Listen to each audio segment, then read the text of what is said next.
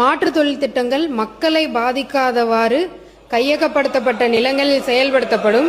இதன் மூலம் தொழில் வளர்ச்சி மற்றும் வேலை வாய்ப்பு, பொருளாதார வளர்ச்சி இப்பகுதியில் ஏற்படும். இதுக்கு பருத்தி மூட்டை குடோன்லயே இருந்திருக்கலாம் அப்படிங்கிற மாதிரி பரந்தூர் விமான நிலையத்தை கைவிட்டுட்டு இந்த நிலத்தை திருப்பி விவசாயிகள் கிட்டே கொடுத்துருவாங்க. விவசாயிகளோட வாழ்வாதாரத்துக்காக போராடுறாங்கன்னு பார்த்தா அதுல மாற்று தொழில் திட்டத்தை தொடங்க போறாங்களாமா.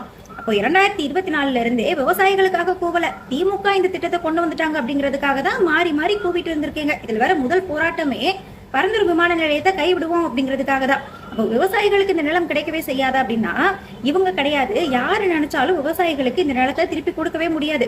ஏன்னா லா அக்யூசேஷன் ஆக்ட் படி அரசு ஒரு நிலத்தை நலத்திட்டத்துக்காக கையகப்படுத்துது அப்படின்னா திரும்ப அந்த உரிமையாளர்கள் கிட்ட ஒப்படைக்கவே முடியாது. அதுக்கான இழப்பீடை மட்டும்தான் கோர முடியும், இழப்பீடு மட்டும்தான் நம்மளால கொடுக்க முடியும்.